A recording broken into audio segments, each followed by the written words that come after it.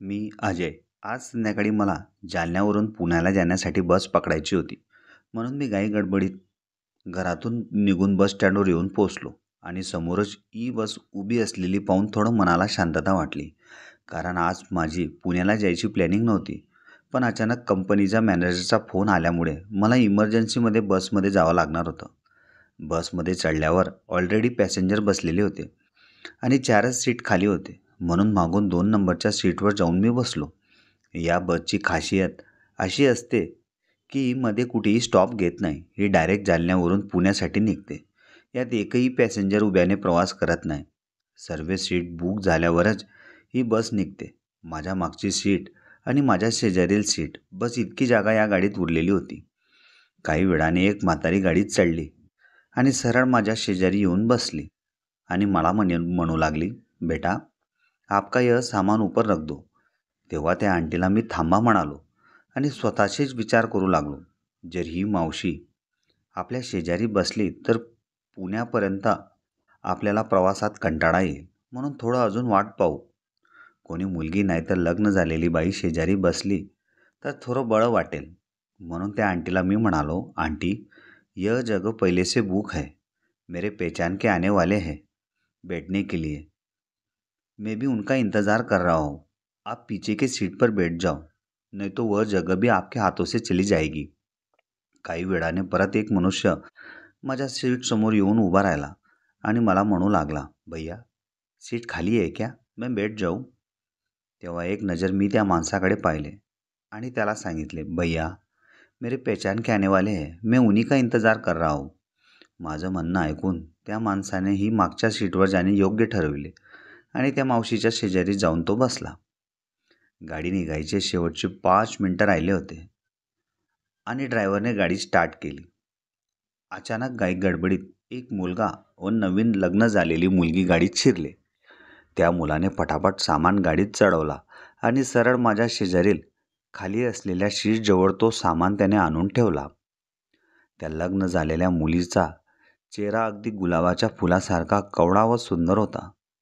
जणू कोणीतरी अप्सरा आमच्या गाडीत येऊन माझ्या शेजारी बसायला तयार होती, असं मला वाटू लागलं होतं. त्यानंतर तो मुलगा गाडीतून खाली उतरला आणि ती मुलगी माझ्या शेजारी येऊन उभी राहिली आणि मला विचारू लागली, यह जगह खाली है या और कोई यहाँ पे बैठा है. काही वेळ मी तर त्या मुलीकडेच पाहू लागलो होतो, कारण माझ्या आयुष्यात एवढी सुंदर मुलगी मी कधीच पाहिली नव्हती. त्या मुलीने मला परत विचारले. तेव्हा मी भानावर आलो आणि तिला म्हणालो, नहीं आप बैठ सकते हो, यहाँ जगह खाली आहे. ती मुलगी माझ्या शेजारी बसली. तेव्हा माझ्या स्वतःच्याच मनाला फार छान वाटू लागलं होतं, कारण एवढा लांबचा प्रवास आणि एवढी सुंदर मुलगी शेजारी बसलेली असताना माझ्या मनात गुदगुल्या होऊ लागल्या होत्या. काही वेळाने बसही आता रोडावर चालू लागली होती. माझं लक्ष अजूनही त्या मुलीवरच होतं. किती गोजीरवाणा चेहरा होता तिचा. तिच्यावरून नजर हटवण्याची इच्छाच होत नव्हती, पण काहीतरी घाई गडबडीत ती शोधत होती. त्या मुलीला विचारावं की काही हवं आहे का तुम्हाला, पण मनात भीती दाटून येत होती. जर ती मला काही उलट बोलली तर. पण तरी मनाने समजावून सांगितले, विचारायला कोणते पैसे लागतात आहे. तेव्हा त्या मुलीला मी विचारले, मैडम कब से मैं आपको देख रहा हूँ, आप कुछ तो भी खोज रही हो. त्यावर ती मुलगी मला म्हणाली, अरे भाई साहब मैं कब से मेरा मोबाइल खोज रही हूँ, मिल ही नहीं रहा है. उसे ढूंढने में आपकी मदद कर सकता हूँ क्या. त्यावर ती मुलगी मला म्हणाली, वो कैसे. तेव्हा त्या मुलीला मी सांगू लागलो, मैडम आप अपना मोबाइल नंबर मुझे बताओ, मैं उस पर फ़ोन करता हूँ. जब उसकी रिंग बजेगी तब पता चल जाएगा मोबाइल कहाँ रखा है. त्यावर ती मुलगी म्हणाली, ये बात मेरे दिमाग में आई नहीं, कितना सीधा लॉजिक था ये. तेव्हा लागलीच त्या मुलीने आपला मोबाईल नंबर सांगितला आणि त्या नंबरवर मी फोन लावला. मोबाईलची रिंग वाजत होती. तो मोबाईल तिच्या पर्समध्ये नसून तिने घातलेल्या पंजाबी शूटच्या खिशात होता. तेव्हा त्या मुलीला जाणवले की मोबाईल हरवला नसून आपल्या जवळच आहे. म्हणून तिने फटक्यात मोबाईल हातात घेतला आणि कोणाला तरी फोन लावला. काही वेळ फोनवर बोलून तिने आपला फोन बंद करून तीही प्रवासाचा आनंद घेऊ लागली. तेव्हा त्या मुलीला मी विचारले, मॅडम आप कहाँ जा रहे हैं? त्यावर ती मुलगी मला म्हणाली, मैं पुणे जा रही हूँ. और आप कहाँ जा रहे हो? तेव्हा त्या मुलीला मी सांगू लागलो, मैं भी पुणे जा रहा हूँ. आप पुणे में कहाँ रहती हो मॅडम? ती मुलगी मला म्हणाली, पुणे में मैं बानेर में रहती हूँ. और आप? डेक्कन में मैं रहता हूँ. मैं जालना का ही रहने वाला हूँ, मगर नौकरी के पर्पज से पुणे में आया था, इसलिए यहाँ का ही हो गया हूँ. तेव्हा ती मुलगी मला म्हणू लागली, आपकी शादी हो गई है क्या? त्यावर त्या मुलीला मी म्हणू लागलो, नहीं, अभी तो कुंवारा हूँ. त्या मुलीला मी विचारले, आपकी तरफ देखने से ऐसे लगता है कि आपकी शादी भी अभी अभी हुई है. त्यावर ती मुलगी मला म्हणाली, हाँ, 3 महीने हुए हैं मेरी शादी को. त्या मुलीला मी परत विचारले, मैडम एक बात पूछूं आपसे, बुरा मत मानना, यह सलवार आप पे काफ़ी सूट हो रहा है, काफ़ी सुंदर दिख रही हो आप. त्यावर ती मुलगी मला थँक्स म्हणाली आणि अचानक तिचा मोबाईल वाजला आणि ती फोनमध्ये बोलण्यात व्यस्त झाली.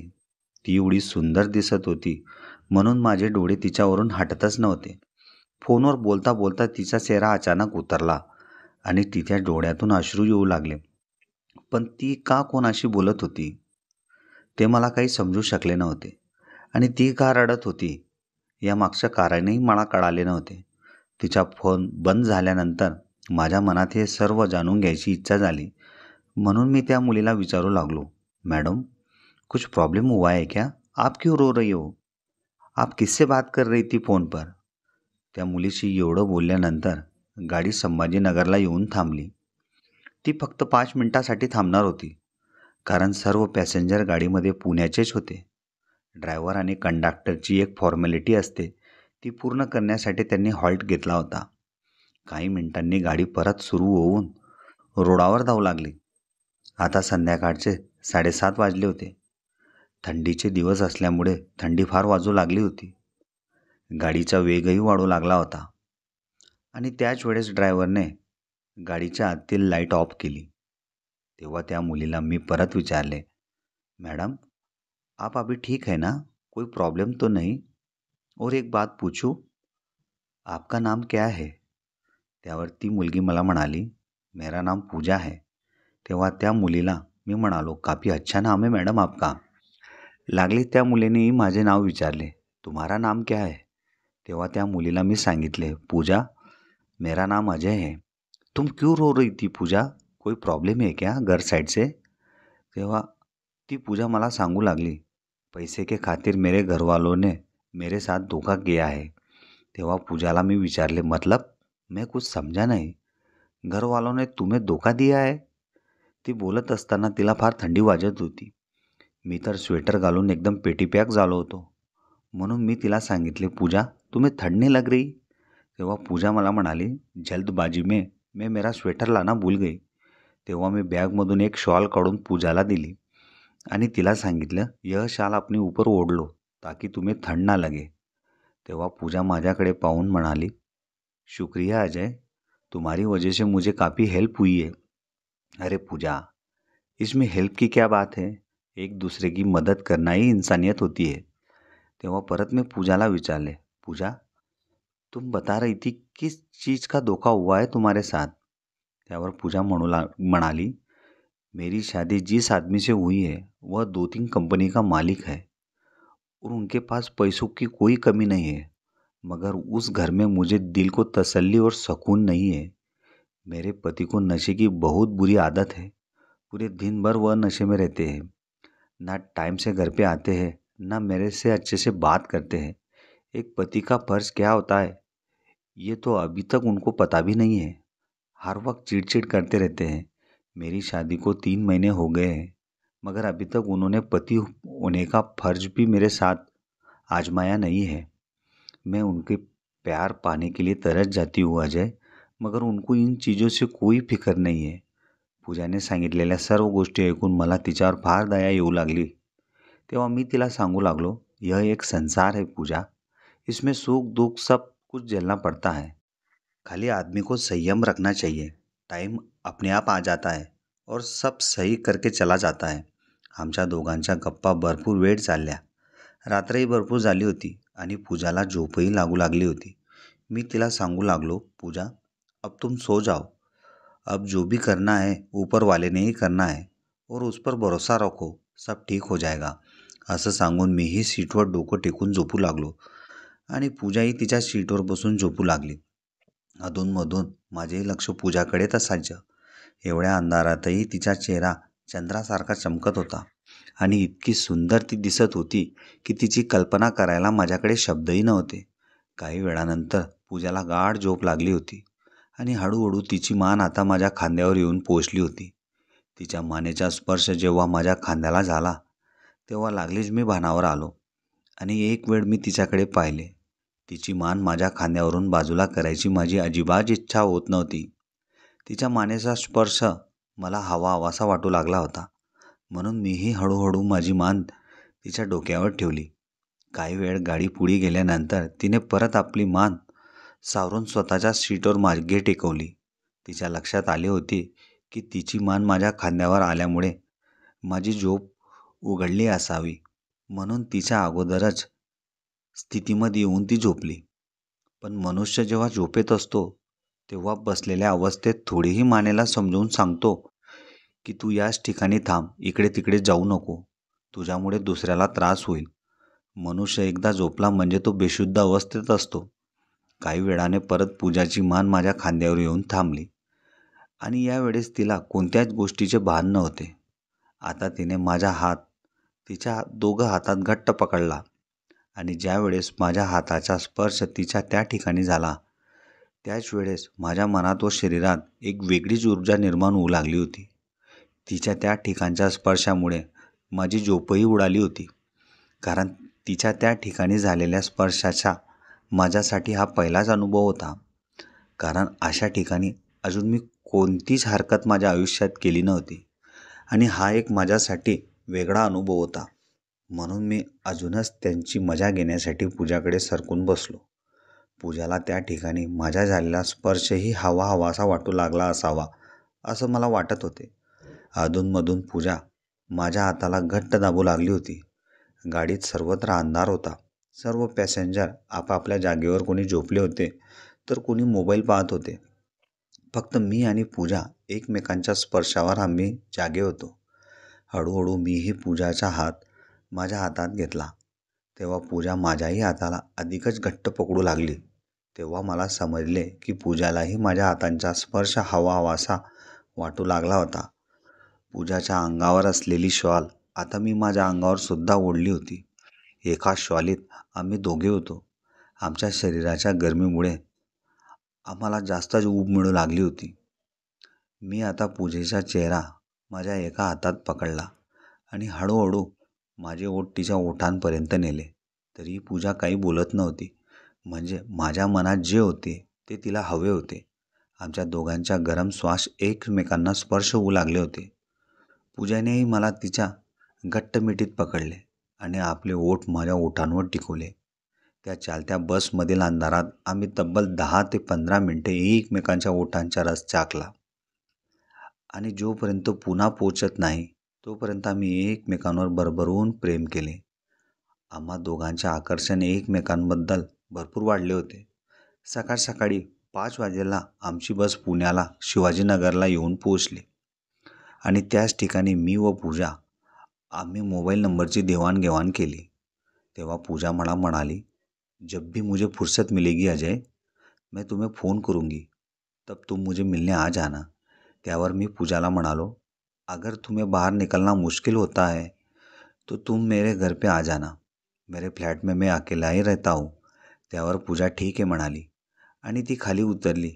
तिला नेण्यासाठी तिचा नवरा गाडी घेऊन आला होता. तिच्या नवऱ्यासमोर मी पूजाला काहीच बोललो नाही आणि ती गाडीत बसून मागे न बघता निघून गेली. आणि त्यानंतर मीही ऑटो पकडून माझ्या रूमवर येऊन पोहोचलो. पूर्ण रात्रभर झालेला प्रकार हा माझ्या डोळ्यासमोरच फिरत होता.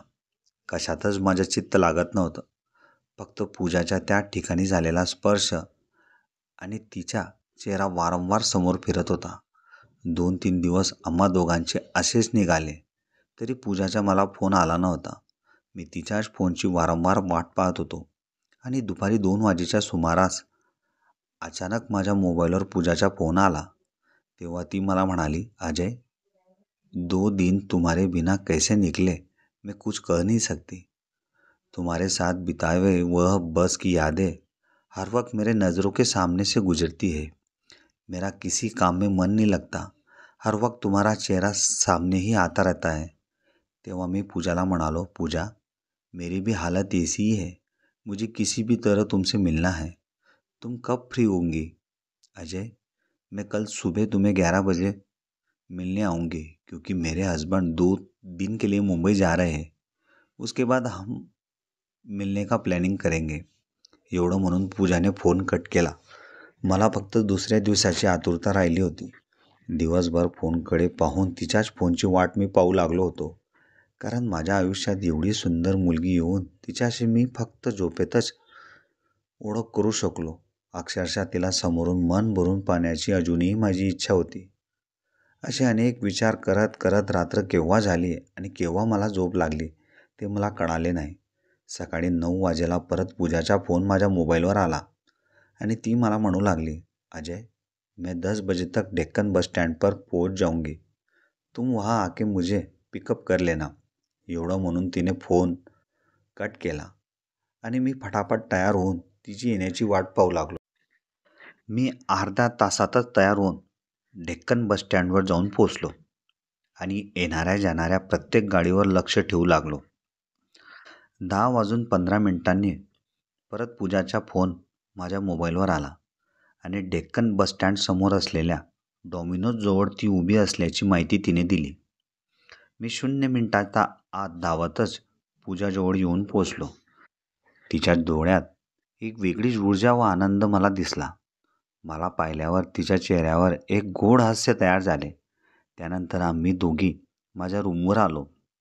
त्यानंतर मी पूजाला सोफ्यावर बसवले आणि तिच्यासाठी एक ग्लास पाणी आणले आणि त्यानंतर तिला विचारले, पूजा, तुम ब्रेकफास्ट करोगी?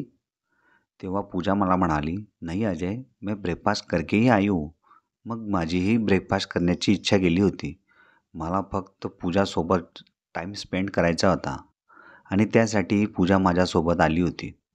मी सर्व गोष्टी बाजूला ठेवून पूजाच्या शेजारी जाऊन बसलो आणि तिला विचारू लागलो, अभी सब ठीक है ना पूजा? पहले से कोई दिक्कत तो नहीं है ना तुम्हारे हस्बैंड की? त्यावर पूजा मला म्हणाली, उनकी दिक्कतें तो ख़त्म नहीं होगी अजय, वो जैसे है वैसे ही रहेंगे, मगर मुझे तुमसे काफ़ी उम्मीदें हैं. मुझे जो चीज़ें चाहिए, जो मुझे नहीं वो दे सकते हैं, वो प्यार मैं तुमसे पाना चाहती हूँ. असं म्हणून पूजाने लागलीच माझे दोघं हात तिच्या हातात पकडले आणि एकटक नजरेने माझ्याकडे ती पाहू लागली. मी तिच्याकडे एकटक नजरेनेही पाहू लागलो होतो. तिची सुंदरता मला तिच्याकडे आकर्षित करत होती. हळूहळू मी माझे ओठ तिच्या ओठांपर्यंत नेले. आता फक्त आमच्या श्वासातून निघणाऱ्या गरम हवांचा स्पर्श आम्हा दोघांना होऊ लागला होता. त्यामुळे आम्हा दोघांच्या अंतर्मनात एक वेगळीच तरंग निर्माण होऊ लागली होती. पूजाने वेळ वाया न जाऊ देता फटक्यात आपले ओठ माझ्या ओठांवर टिकवले आणि परत आम्ही 10 ते 15 मिनिटापर्यंत एकमेकांच्या ओठांचा रस चाखला आणि एकमेकांच्या मिठीत आम्ही एवढे घट्ट सामावून गेलो की आम्हाला कोणत्याच गोष्टीचे भान राहिले नव्हते. हळूहळू आम्ही एकमेकांचे कपडे बाजूला ठेवून एकमेकांवर भरभरून प्रेम करू लागलो होतो. ज्या प्रेमाचे सुख पूजाला लग्नानंतर मिळाले नव्हते, ती इच्छा, ते सुख मी तिची पूर्ण केली होते. त्यामुळे पूजाला मला सोडायची अजिबात इच्छा होत नव्हती. जोपर्यंत आम्ही दोघं पुण्याला होतो तोपर्यंत महिन्यातून 2-3 वेळेस आम्ही माझ्या फ्लॅटवर भेटायचो आणि भरभरून प्रेम करायचो. अशा प्रकारे बसमधून सुरू झालेले आमचे प्रेम हे आता रिअल लव्हमध्ये कन्वर्ट झालं होतं. 1 वर्षाच्या आत पूजानेही तिच्या नवऱ्याला घटस्फोट दिला. त्यानंतर मी पूजाशी लग्न केलं. आता आम्ही दोघं नवरा बायको म्हणून अगदी आनंदात जीवन जगत आहोत. अशा प्रकारे पूजा माझ्या नशिबात आणि आयुष्यात आली होती. बसमधील झालेल्या आमच्या प्रेमाची सुरुवात आता नवरा बायकोच्या प्रेमात त्याचे रूपांतर झालं होतं.